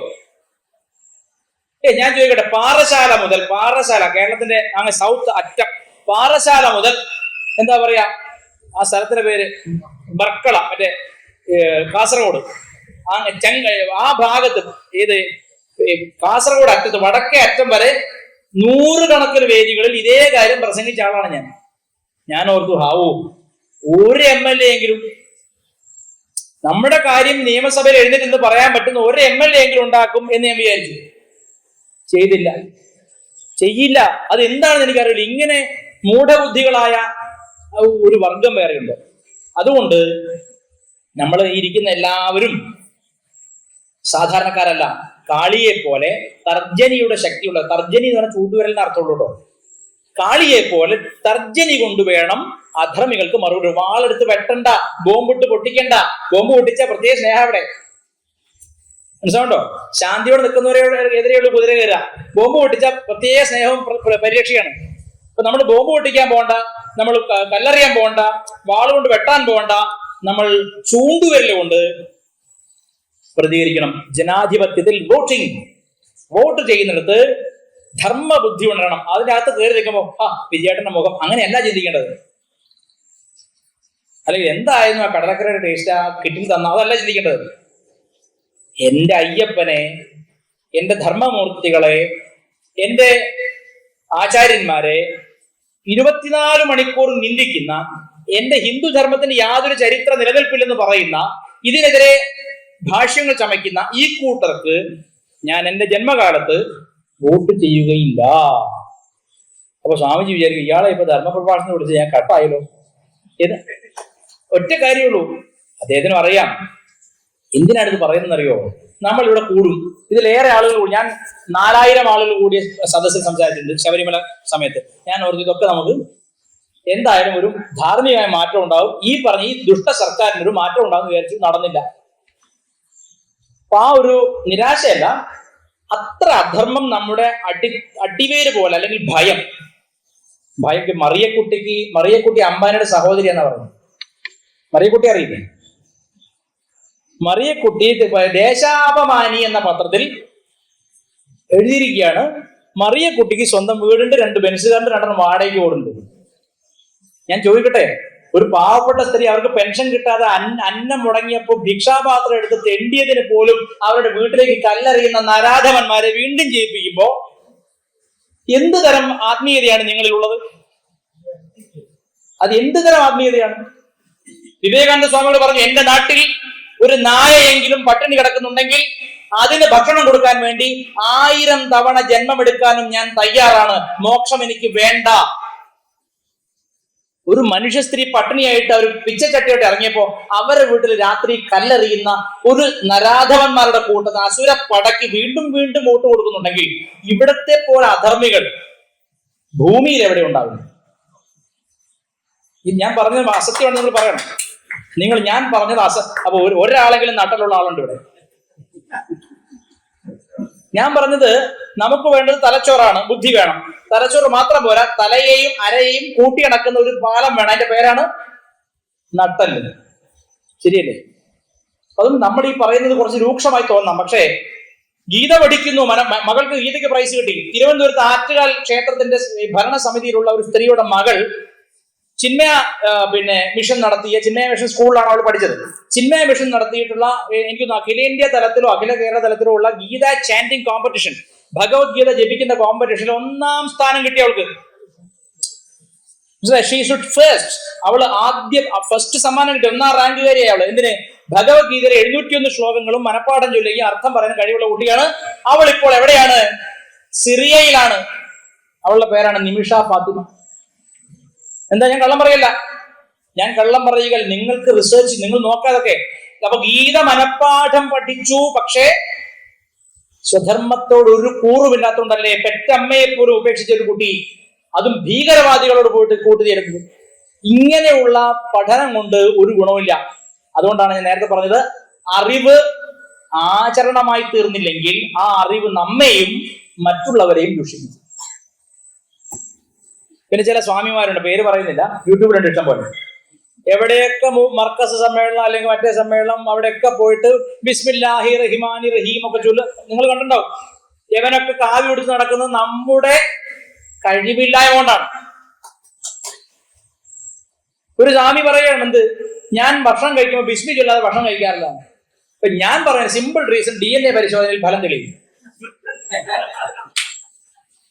അങ്ങനെ ഒരു ഹിന്ദുവായി ജനിച്ച് സന്യാസം എന്ന മഹത്തായ ധർമ്മം, 4ാമത്തെ ആശ്രമം എടുത്ത് വിരജാഗ്നിയിൽ സ്വന്തം ബന്ധങ്ങളെല്ലാം ഉപേക്ഷിച്ച് ശരീരം പോലും താനല്ല, ആത്മസ്വരൂപമായ അഗ്നിയാണ് താനെന്ന് വിശ്വസിക്കുന്ന ഒരു സന്യാസി ഞാൻ എന്നും ഭക്ഷണം കഴിക്കുമ്പോൾ ബിസ്മി ചൊല്ലാതെ കഴിക്കാറില്ലെന്ന് പറഞ്ഞാൽ അതിന്റെ അർത്ഥം ഓന്റെ വാപ്പ അടുത്തെവിടെയോ ഉണ്ടെന്നാണ്. ഒരു സംശയമില്ല. ഇവരെത്ര വേദികൾ കിട്ടുന്നു? ഗുരുമൂർത്തിയെ വിളിക്കില്ല. ഇവനെത്ര, ഞാൻ ഞെട്ടിപ്പോവാണ്. മതേതര സമ്മേളനത്തിലൊക്കെ ഈ സ്വാമിമാരുണ്ട്. ചാന്തിഗിരിയിലുണ്ട് കുറെ പേര് അങ്ങനെ, ഈ ബിസ്മി ചൊല്ലുന്നവർ. ഞാൻ കുറ്റം പറയല്ല. ഇവർ മതേതരത്വം എന്ന് പറയുന്നത് ഹിന്ദു ധർമ്മത്തിന്റെ മഹത്വം പുറത്തറിയിക്കാതിരിക്കാൻ ഇതര ധർമ്മികളോട് പണം വാങ്ങിയോ മറ്റ് സൗകര്യങ്ങൾ സ്വീകരിച്ചോ അവരോട് വിധേയപ്പെട്ടുകൊണ്ട് സ്വന്തം ധർമ്മത്തിന് ഇല്ലാത്ത മഹത്വം മറ്റതിന് ചാർത്തി കൊടുക്കുക എന്നുള്ളതാണ്. ഇവർ നമ്മുടെ ബന്ധുക്കളല്ലെന്ന് മാത്രമല്ല ദുര്യോധനാദികളെക്കാൾ ദോഷം ചെയ്യുന്നവരാണ്. കാരണം നമ്മൾ നിമിഷ ഫാത്തിമ എന്ന പെൺകുട്ടി ഭീകരവാദികളുടെ കൂടെയാണ്. ഇപ്പൊ സർക്കാരിന് കത്തയച്ചിരിക്കുകയാണ് ഞങ്ങളെ കൂടി ഇന്ത്യയിലേക്ക് കൊണ്ടുവരണമെന്ന്. ഞങ്ങളെയും കൂടി എന്തിനു വേണ്ടി നിങ്ങൾ ഈ ഭാരതത്തെ ഉപേക്ഷിച്ചു? എന്തിനു വേണ്ടി ജനിച്ച സംസ്കാരത്തെ ഉപേക്ഷിച്ചു? ഇപ്പൊ തിരിച്ചു വരാൻ എന്താ കാരണം?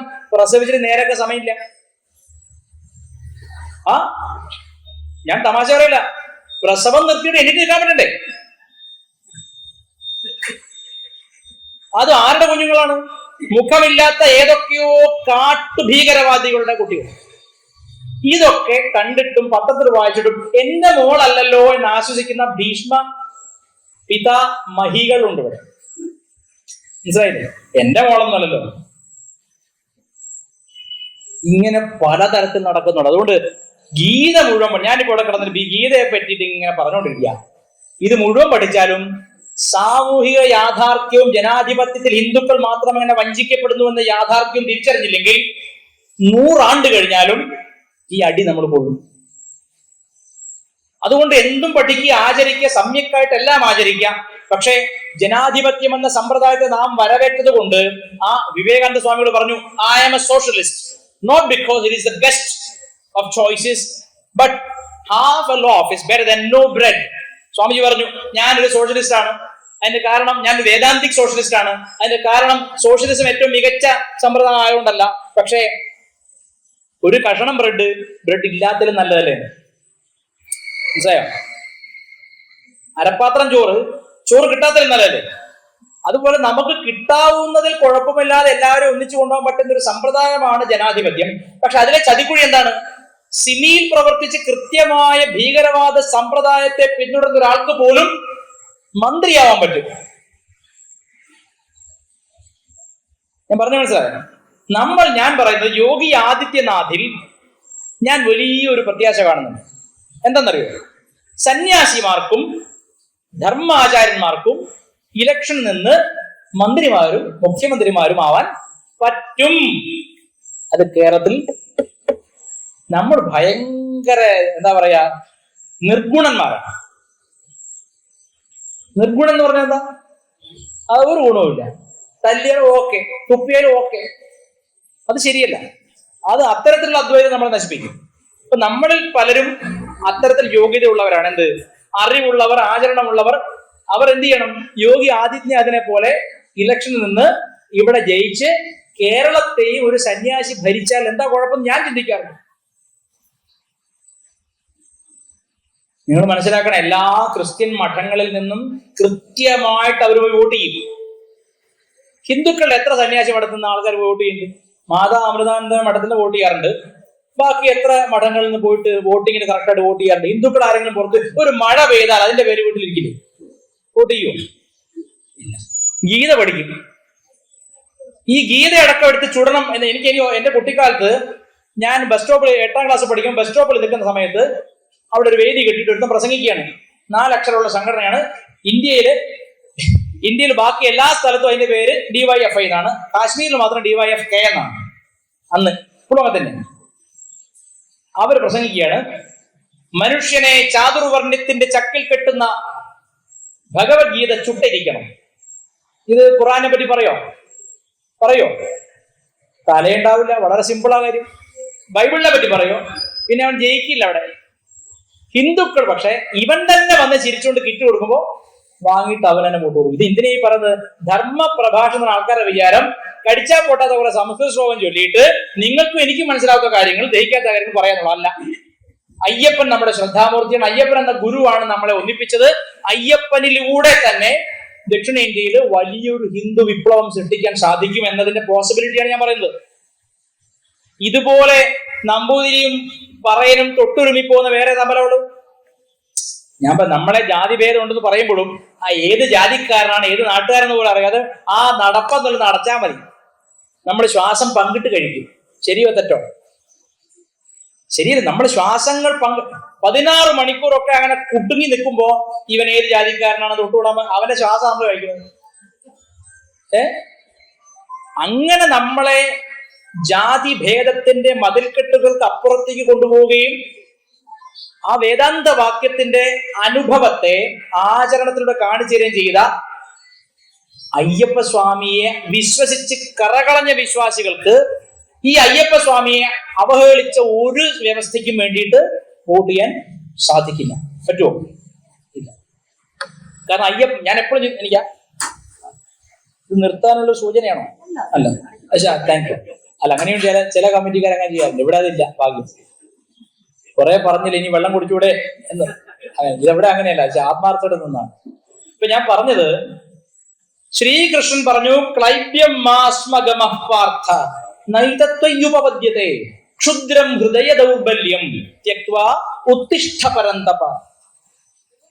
അർജുന, ഈ യുദ്ധത്തിന് വേണ്ടി നിന്നെ വിശ്വസിച്ചുകൊണ്ട് ഇത്രയും ക്യാപ്റ്റന്മാരും ഇത്രയും പടയാളികളും ആളുകളൊക്കെ യുദ്ധഭൂമിയിൽ വന്ന് നിൽക്കുമ്പോൾ നീ പറയുന്നു നിനക്ക് സന്യാസത്തിന് പോകണമെന്ന്. എന്തിനാണ് കൃഷ്ണ യുദ്ധം? അവരും നമ്മളും ഒന്നല്ല. ഇവിടുത്തെ അദ്വൈതാണ്. മഹാഭാരതത്തിലെ അർജുനൻ പറഞ്ഞ ഭാഗമൊക്കെ നമ്മളിപ്പോ പറയുന്ന അദ്വൈതമാണ്. പാവം ദുര്യോധന വേദനിക്കില്ലേ? എടാ പൊട്ടാ, നിന്റെ ഭാര്യയ്ക്ക് അവൾ ഒരു പിടിച്ച് വലിച്ചപ്പോ വേദനിച്ചില്ലേ? അത് കുഴപ്പമില്ല, അത് ഞാൻ മെല്ലെ തലോടി കൊടുത്തോളാം, എന്റെ ഭാര്യയല്ലേ. അങ്ങനെയുള്ള ഒരു ദുർബലത നമുക്കുണ്ട്. ദുർബലത ശത്രുവിന്റെ മുമ്പിൽ ഒരു കാരണവശാലും ദുർബലത കാണിക്കരുത്. മാത്രമല്ല ശക്തിയും ശൈമുഷിയും കാണിക്കുകയും വേണം. മഹാഭാരതം വായിക്കണം.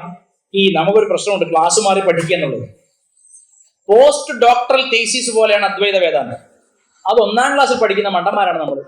എഞ്ചുവടിയോ മണിച്ചട്ടമോ എണ്ണി പഠിക്കുന്നതിന് മുമ്പ് പോസ്റ്റ് ഡോക്ടറൽ തീസിസ് പുസ്തകം വായിച്ചിട്ട് മനപ്പാഠം പഠിച്ച് ഉരുവിടുകയാണ്. ഒന്നും മനസ്സിലായിട്ടില്ല. നേരത്തെ അമ്മ പറഞ്ഞ പോലെ വീടിന്റെ പ്ലാൻ വരച്ചിട്ട് അതിൽ താമസിക്കുക മനസ്സുകൊണ്ട്. മഴ കൊള്ളില്ലെന്ന് വിശ്വസിക്കുക, വെയിലടിക്കില്ലെന്ന് വിശ്വസിക്കുക. എത്ര മണ്ടന്മാരാണ് നമ്മൾ. അപ്പൊ സിദ്ധാന്തങ്ങൾ പഠിക്കുമ്പോൾ അതിലൊരു ക്രമമുണ്ട്. ക്രമികമായി ശാസ്ത്രങ്ങൾ പഠിക്കണം.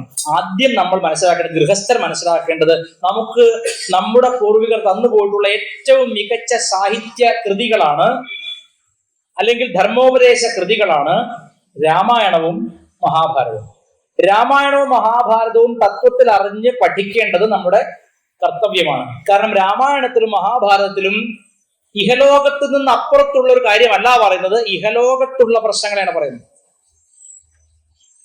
രാമനും ശ്രീകൃഷ്ണനും എല്ലാം ഗൃഹസ്ഥരാണ്. അവർ നിത്യവും ഉപാസന ചെയ്യുന്നവരാണ്. എന്താണ്? കൗസല്യ സുപ്രജ രാമ പൂർവാസന്ധ്യാ പ്രബന്ധ. രാമ എണീറ്റോ പോയി സന്ധ്യാവന്തനം ചെയ്തോന്നാണ്. വളരെ സിമ്പിളാണ്. രാമ അതാ സന്ധ്യാവന്തനം, സൂര്യൻ വന്നിരിക്കണം, സന്ധ്യാവന്തനം ചെയ്യണം. നമ്മെ ചെയ്യേണ്ടുന്ന പ്രവൃത്തികൾ ചെയ്യാൻ പ്രേരിപ്പിക്കുന്ന 2 ടെക്സ്റ്റുകളാണ് രാമായണവും മഹാഭാരതവും. പക്ഷെ നമുക്കതിൽ താല്പര്യമില്ല. നമുക്ക് ഫാൻസി വേദാന്തം ഫാൻസി ആയിട്ട് പഠിക്കാം.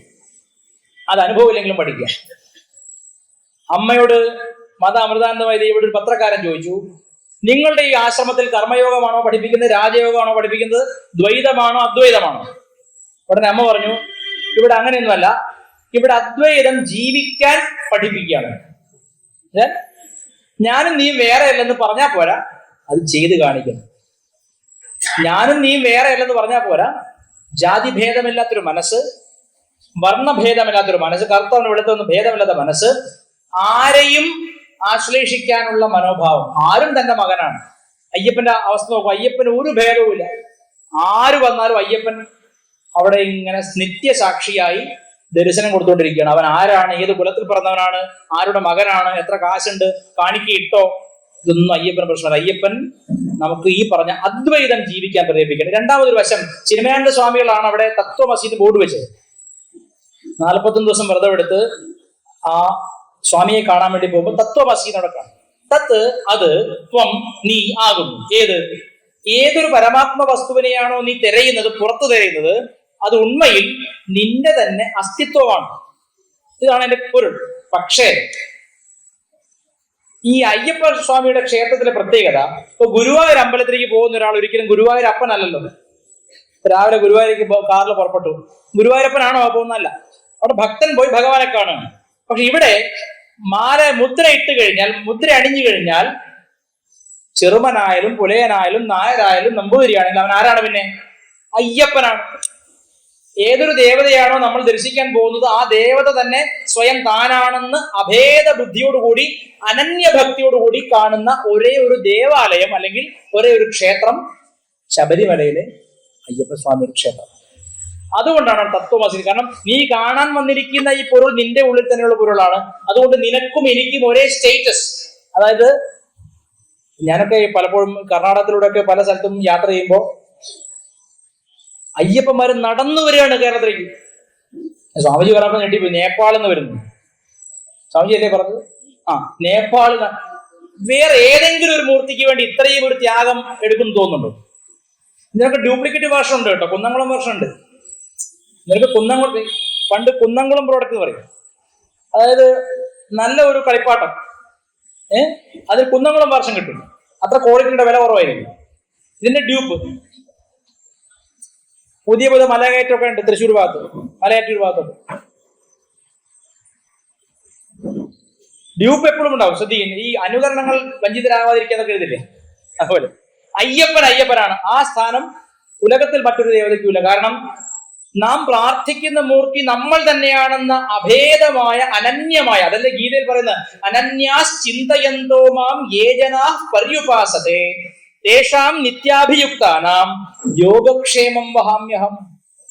അനന്യഭക്തിയോടുകൂടി എന്നെ ആര് ഭജിക്കുന്നുവോ ചിന്തിക്കുന്നുവോ അവർക്ക് വേണ്ടുന്നതെല്ലാം ഞാൻ കൊടുക്കുകയും അതിന്റെ സംരക്ഷണം ഞാൻ തന്നെ ഉറപ്പുവരുത്തുകയും ചെയ്യുന്ന ഗീതയിൽ ശ്രീകൃഷ്ണ പരമാത്മാവിന്റെ പ്രതിജ്ഞയുണ്ട്. ഈ അനന്യഭക്തി എന്താ? എന്നിൽ നിന്ന് വേറെയായിട്ടല്ല ഈ ദേവത, എന്റെ സ്വാത്മസ്വരൂപം തന്നെ, എന്റെ കർമ്മസാക്ഷി തന്നെ എന്ന ബോധ്യത്തിൽ ആരാധിക്കലാണത്. ഏറ്റവും ഉയർന്ന ഉപാസനാ മാർഗമാണ് ശബരിമലയിലുള്ളത്. ആ ഉപാസനാ മാർഗത്തെ പിൻപറ്റിക്കൊണ്ട് വ്യവഹാരത്തിലൂടെ, നമ്മൾ പറയും വൃദ്ധവ്യവഹാര എന്ന് പറയും, ജീവിച്ച് അദ്വൈതം പഠിക്കണം. ആശ്രമത്തില് നമ്മൾ ആദ്യം ചെല്ലുമ്പോൾ എനിക്ക് കിട്ടിയ ജോലി കക്കൂസ് കഴുകുക എന്നുള്ളതായിരുന്നു. കക്കൂസ് കഴുകുക എന്നുള്ളത്, അത് അമ്മയുടെ പിറന്നാൾ വരുമ്പോഴത്തേക്ക് ഹോസ്റ്റൽ ഒഴിഞ്ഞിട്ട് അവിടെ 100 കണക്കിന് കക്കൂസ് കഴുകുക എന്നുള്ളത്. ഞാൻ വേദം പഠിച്ച്, സംഹിത പഠിച്ചു, വേദം പഠിച്ച ആളാണ്. എന്റെ ചിന്തയിൽ ഞാൻ ഇതൊന്നും പറ്റാത്ത ആളെന്നായിരുന്നു ഈ കക്കൂസ് കഴുകാൻ. അന്ന് ആ അഹന്ത അങ്ങ് കഴുകിപ്പോയി. നമ്മൾ ഒരു ഭക്തനെ സേവിക്കുമ്പോൾ നമ്മുടെ അഹന്തയാണ് ഇല്ലാതാവുന്നത്. സേവയേക്കാൾ വലിയൊരു പഠനമില്ല. മറ്റൊരു ഭക്തന് വേണ്ടി പോയി, ഇതെന്താണ്? ശബരിമല അയ്യപ്പ സേവാ സംഘമാണ്. ഈ വരുന്ന അയ്യപ്പന്മാർ എല്ലാവരും അയ്യപ്പന്മാരാണ്. സാക്ഷാൽ ശബരിമല ധർമ്മശാസ്ത്രാവ് തന്നെയാണ് ഈ വരുന്നത്. അവൻ ആന്ധ്രക്കാരനായിക്കോട്ടെ, തമിഴനായിക്കോട്ടെ, നേപ്പാളി ആയിക്കോട്ടെ, മലയാളി ആയിക്കോട്ടെ, ഈ അയ്യപ്പനാണ് ഈ വരുന്നത്. ഇവന്റെ ചെരുപ്പ് തുടച്ചു കൊടുത്താലും, അല്ലെ അവന്റെ പാദം കഴുകി കൊടുത്താലും, അവന് കുളിക്കാനുള്ള സൗകര്യം കൊടുത്താലും, അവന് ഉണ്ണാൻ ആഹാരം കൊടുത്താലും, അതെല്ലാം തന്നെ അയ്യപ്പന് ചെയ്യുന്ന സേവയാണ്. ആ സേവയിലൂടെ നമ്മുടെ അഹന്ത ഇല്ലാതാവുകയും നമുക്ക് അയ്യപ്പൻ അനുഗ്രഹം കിട്ടുകയും ചെയ്യും. സേവ ചെയ്യുന്നത് ഒരു അനുഗ്രഹമാണ്. ഗുരുവിനെ സേവിക്കുന്ന പോലെ തന്നെയാണ് അയ്യപ്പന്മാരെ സേവിക്കുന്നത്. അപ്പൊ ഇവിടെ നടക്കുന്ന പ്രവൃത്തി എന്ന് പറയുന്നത് വേദാന്തത്തെ ജീവിച്ച് കാണിക്കുന്ന പ്രവൃത്തിയാണ്. ഈ സേവയിലൂടെ മാത്രമേ നമ്മുടെ അഹന്ത ഇല്ലാതാവുകയുള്ളൂ. മറ്റൊരാൾ നമ്മളെക്കാൾ വലിയവനാണെന്ന് കാണുമ്പോഴല്ലേ സേവിക്കാൻ പറ്റുള്ളൂ. അഹന്തയോടുകൂടെ ഞാൻ എന്തിനാ അവന് അന്നദാനം ചെയ്യണം എന്ന് പറഞ്ഞാൽ നമ്മുടെ അഹന്ത പോവില്ല. വിവേകാനന്ദ സ്വാമികൾ ഒരിക്കൽ രാമകൃഷ്ണ പരമഹംസ ദേവനെടുത്ത് പോയിട്ട് പറഞ്ഞു, ഭഗവാനെ എല്ലാവരെയും സഹായിക്കാനുള്ള ശക്തി എനിക്ക് ഉണ്ടാവണം. രാമകൃഷ്ണനോട് സ്വന്തം ഗുരുവിനോട് പറഞ്ഞു, എല്ലാവരെയും സഹായിക്കാനുള്ള ശക്തി എനിക്ക് തരാം. ഉടനെ രാമകൃഷ്ണദേവൻ ഒറ്റ ആട്ടാണ്, ശപ്പ നീ ആരാടാ സഹായിക്കാൻ? സഹായിക്കുന്നത് എപ്പോഴും ഉയർന്ന നിലയിലുള്ളവർ താഴെയുള്ളവരാണ് സഹായിക്കുക, അല്ലേ? ദൈവസഹായം എന്നൊക്കെ കേട്ടിട്ട്. നീ ആരാണ്? സേവിക്കാനുള്ള ശക്തി തരാനേ പ്രാർത്ഥിക്കാവൂ. കാരണം അവരാണ് ഈശ്വരൻ, നീ ദാസനും എന്ന് ഭാവിക്കണം. അത് വിവേകാനന്ദ സ്വാമിയുടെ കണ്ണു തുറപ്പിച്ചൊരു വാക്യമായിരുന്നു. നമ്മളെ കാണാൻ വരുന്ന അല്ലെങ്കിൽ നമ്മുടെ അടുത്തേക്ക് വരുന്നവർക്ക് ഒരു നേരത്തെ ആഹാരം കൊടുക്കാനും അവരുടെ പാത്രം കഴുകാനും അവർക്ക് വസ്ത്ര ദാനം ചെയ്യാനും ഒക്കെ പറ്റുന്നുണ്ടെങ്കിൽ അയ്യപ്പനെ സേവിക്കാൻ നമുക്ക് അവസരം കിട്ടി. നമുക്കാണ് അതിന്റെ ഗുണം. അവരെ നമ്മൾ സേവിക്കണം. അവർ നമ്മളെക്കാൾ ഉയർന്നവരാണ് എന്ന് ചിന്തിക്കണം. ഒരിക്കലും ഒരു തമാശ പറയാം. ഒരു ആശ്രമത്തിൽ ഞാൻ പോയപ്പോ 2 സ്വാമിമാര്, ഒരാൾ അവിടുത്തെ ഇൻചാർജും മറ്റൊരാൾ സമയം തെറ്റി ചാർജ് എടുക്കാൻ ഈ KCB-ലൊക്കെ അങ്ങനെ ഉണ്ടാവാറുണ്ട് കേട്ടിട്ടുണ്ട്. ഒരു ഉദ്യോഗസ്ഥൻ മാറുന്നതിന് മുമ്പ് വേറൊരു ഉദ്യോഗസ്ഥൻ ചിലപ്പോൾ അവിടേക്ക് ഡെപ്യൂട്ടേഷൻ വരും. അപ്പൊ ഇവര് തമ്മിൽ മത്സരം അങ്ങനെയൊക്കെ ഉണ്ടാകുന്ന സർക്കാർ ഓഫീസുകൾ കാണാറുണ്ട്. ഈ ആശ്രമത്തിൽ ഇതുപോലെ ഈ സ്വാമിജി പോകുന്നതിന് മുമ്പ് തന്നെ വേറൊരു സ്വാമി അവിടേക്ക് ട്രാൻസ്ഫർ ആയിട്ട് വന്നു. ഞാനവിടെ സ്ഥിരമായിട്ട് പോകുന്ന ആളാണ്. അപ്പൊ ഞാൻ ആദ്യത്തെ നമ്മൾ കണ്ടു പരിചയമുള്ള സ്വാമിയെ കണ്ടപ്പോൾ ഞാൻ പോയിട്ട് നേരെ ആദ്യം അദ്ദേഹത്തെ പോയിട്ട് വന്ദിച്ചു, നമസ്കരിച്ചു. അപ്പൊ മറ്റേ സ്വാമി മലയാളം അറിയില്ല. അയാൾ എന്നോട് ചോദിക്കുകയാണ്, what do you think we are all dogs? നീ എന്താ വിചാരിച്ച്? നീ എന്താ എന്നെ നമസ്കരിക്കാതെ? ഞങ്ങൾക്ക് എന്താ പട്ടികളാണോ? ഞാൻ സ്വാമിയോട് പെട്ടെന്ന് പറഞ്ഞു, Swamiji if you think so I can correct it. Swamiji സ്വയം ഒരു നായാണെന്ന് ചിന്തിക്കുന്നുണ്ടെങ്കിൽ എനിക്ക് തിരുത്താൻ പറ്റില്ല.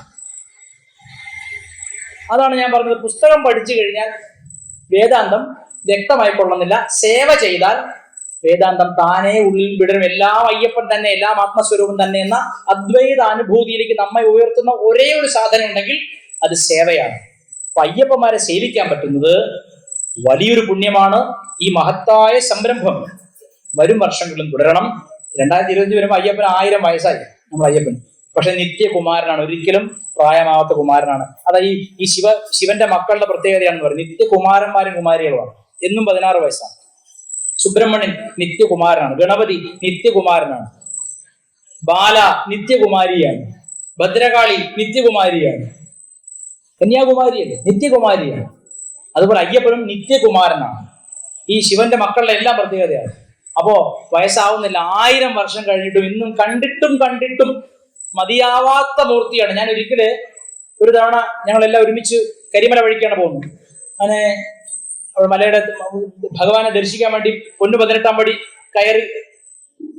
നമുക്ക് ആ കുഞ്ഞു വിഗ്രഹം, വലിയ ഉയരമൊന്നുമില്ല, ചെറിയ വിഗ്രഹമാണ്. ആ കുഞ്ഞു വിഗ്രഹം ഒരു നോക്ക് കാണുമ്പോഴേക്ക് എവിടെ നിന്നറിയില്ല കണ്ണീർ പ്രവാഹമാണ്. താഴെ ഒഴുകുന്നതൊരു പമ്പ, കണ്ണിൽ നിന്ന് വേറൊരു പമ്പ ഒഴുകുകയാണ്.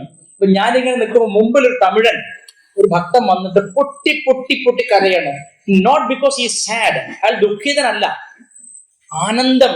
അയ്യപ്പൻ സ്വന്തം മകനാണെന്ന ബോധത്തിലുള്ള ആനന്ദം. അങ്ങനെ നമ്മിൽ ഭക്തിയും ശക്തിയും മുക്തിക്കുള്ള ഹേതുവുമായിരിക്കുന്ന അയ്യപ്പ സ്വാമിയെ ഏറ്റവും വലിയ ശ്രദ്ധാമൂർത്തിയായി കണ്ട് ഈ ധർമ്മത്തിനെതിരെ ആരൊക്കെ പ്രവർത്തിച്ചോ അവരെയൊക്കെ തീർച്ചയായിട്ടും സുഹൃത്തുക്കളായിട്ട് ഒരിക്കലും കരുതരുതേ എന്ന് പ്രാർത്ഥിക്കുകയാണ്. നിങ്ങൾ ഗീതയോ ഭാഗവതമോ വേദമോ എന്തു പഠിച്ചാലും ധർമ്മബുദ്ധി ഉറച്ചില്ലെങ്കിൽ, അധർമ്മിക്ക് വേണ്ടി നിങ്ങൾ പ്രവർത്തിക്കുന്നുവെങ്കിൽ, നിങ്ങളും ഭീഷ്മരെ പോലെ സാക്ഷാൽ ഭഗവാൻ ശ്രീകൃഷ്ണൻ മുമ്പിൽ നിൽക്കുമ്പോഴാണ് ഈ വിഷ്ണു സഹസ്രനാമം ജപിക്കപ്പെടുന്നത്. കൃഷ്ണൻ കേട്ടതുകൊണ്ട്. ഈ വിഷ്ണു സഹസ്രനാമത്തിന്റെ പ്രത്യേകത എന്താ? സാക്ഷാൽ നാരായണാവതാരമായ കൃഷ്ണൻ തന്നെ ആദ്യമായിട്ട് കേട്ടു അതെന്നുള്ളതാണ്. ഭീഷ്മർ ചൊല്ലിയപ്പോൾ ആ ഭീഷ്മർക്ക് പോലും ഭഗവാന്റെ ഉത്തമ ഭക്തനായിട്ട് പോലും മഹാജ്ഞാനിയായിട്ട് പോലും വില്ലാളി വീരനായിട്ട് പോലും ആജന്മ ബ്രഹ്മചാരിയായിട്ട് പോലും ശരശയിൽ 6 മാസം രക്തം വാർന്നു പറഞ്ഞ ദുര്യോധന്റെ ചോറും മോരും തൈരും കൂട്ടിയ രക്തം മുഴുവൻ ഒലിച്ചുപോയി ധർമ്മബുദ്ധി ഉണർന്ന നേരം മാത്രം മരിക്കാൻ പറ്റും. കൊണ്ട് കിറ്റ് വാങ്ങി വോട്ട് ചെയ്തിരുന്നു വെറുതെ പോകുന്നു വിചാരിക്കുക. ഞങ്ങൾ ഭീഷ്മരെക്കാൾ വലിയ പാപികളാണ്. ആരൊക്കെയും ചെയ്തിട്ടുണ്ടെങ്കിൽ അവനോ വോട്ട് ചെയ്ത് അവനോ മാത്രമല്ലേ അറിയുള്ളൂ. അതുകൊണ്ട് പറയുന്നത് ആരെയും ഈശ്വരൻ വെറുതെ വിടില്ല. കാരണം നമ്മുടെ ശ്രദ്ധ, എനിക്കൊക്കെ ഞാൻ ഒരിക്കൽ ഉച്ചയ്ക്ക് ഊണ് കഴിച്ചുകൊണ്ടിരിക്കുമ്പോൾ കോടതി വിധി വരുന്നത് 2018 സെപ്റ്റംബർ 28-ാം തീയതി. സത്യം പറഞ്ഞാൽ അത് കഴിഞ്ഞ് അന്നം കഴിക്കാൻ പറ്റുന്നില്ല, അത്രയും വിഷമം. നമ്മുടെ കുടുംബത്തിലുള്ള ഒരാളോട് അധർമ്മം ചെയ്ത പോലെയാണ്. ഇപ്പൊ നാളെ തന്നെ ഒരു സംഘം സ്ത്രീകളെ അങ്ങോട്ട് അയക്കും കയറാന്ന് പറഞ്ഞപ്പോ നമുക്കുണ്ടായ വേദന നിങ്ങൾക്ക് എല്ലാം അറിയാമല്ലോ. ഈ നാട്ടുകാർക്ക് പ്രത്യേകിച്ച് അറിയാം, ഞാൻ പറയേണ്ട കാര്യമില്ല. ഞാൻ പറയുന്നത് ഇത്തരം വൈതരണികൾ നമുക്ക് വരാൻ കാരണം നമ്മൾ സംഘടിതരല്ലെന്നും നമുക്ക് ഒരു അഭിപ്രായമില്ലെന്നും അയ്യപ്പനെ പോലും തൊട്ടാൽ നമ്മളൊന്നും പ്രതികരിക്കില്ലെന്നും കരുതിയവരായതുകൊണ്ടല്ലേ. അത് വളരെ ശ്രദ്ധിച്ച് ഇനിയെങ്കിലും അത്തരം കുറുക്കന്മാർക്ക് നമ്മുടെ ശ്രദ്ധാമൂർത്തികളെ വിട്ടുകൊടുക്കാതിരിക്കാനുള്ള പ്രതിജ്ഞയാണ് എടുക്കേണ്ടത്. ഒരുപാട് സംസ്കൃത ശ്ലോകങ്ങൾ പഠിച്ചതുകൊണ്ടൊന്നും ധർമ്മബോധം വന്നുകൊള്ളുന്നില്ല. അതിന് ഭീഷ്മർ തന്നെയാണ് സാക്ഷി. അതേ സമയത്ത് എനിക്കറിയാം, ഈ സ്വാമിക്ക് വേണ്ടിയിട്ട് റോഡിൽ തല്ലുകൊണ്ടിട്ടും ജയിലിൽ കിടന്നിട്ടും അനുഭവിച്ച ആയിരക്കണക്കിന് പ്രവർത്തകരെ എനിക്കറിയാം. സ്വന്തം ജീവിതം അയ്യപ്പന് വേണ്ടി ആ സമയത്ത് വെടിഞ്ഞ ഗുരുസ്വാമിമാരെ എനിക്കറിയാം. അവർ വേദാന്തൊന്നും പഠിച്ചിട്ടില്ല, പക്ഷെ അവർക്ക് അയ്യപ്പൻ ആരാണ്? ഹൃദയമിടിപ്പാണ്, ജീവവിശ്വാസമാണ്. അതുപോലെ നമ്മുടെ എല്ലാ മൂർത്തികളെയും നമ്മുടെ എല്ലാ ഗ്രന്ഥങ്ങളെയും ആചാര്യന്മാരെയും ആശ്രമങ്ങളെയും ജീവം നാഡിയായി കൊണ്ട് നടന്നില്ലെങ്കിൽ നാളെ ഒരിക്കൽ നിങ്ങളുടെ വീട്ടിൽ ഒരു തെരഞ്ഞെടുത്തും നിങ്ങളുടെ ശ്രദ്ധാമൂർത്തികളുടെ ചിത്രങ്ങൾ അവിടെ നിന്ന് മാറുകയും പകരക്കാർ വരികയും ചെയ്യുമെന്ന് കരുതിയിരുന്നാൽ ഞാൻ ഈ പറയുന്ന സന്ദേശത്തിന്റെ മർമ്മം നിങ്ങൾക്ക് ഉൾക്കൊള്ളാൻ പറ്റും എന്ന് മാത്രം പറയട്ടെ. കൂടുതൽ ദീർഘിപ്പിക്കുന്നില്ല. ഇപ്പൊ തന്നെ 8:40 ഈ പറഞ്ഞ കാര്യങ്ങൾ ശ്രദ്ധയോടെ നിങ്ങൾ ഉപാസിച്ചാൽ ഭുക്തിയും മുക്തിയും ഉണ്ടാവുക തന്നെ ചെയ്യും. ഹര നമഃ പാർവതീപതയേ, ഹര ഹര മഹാദേവ്.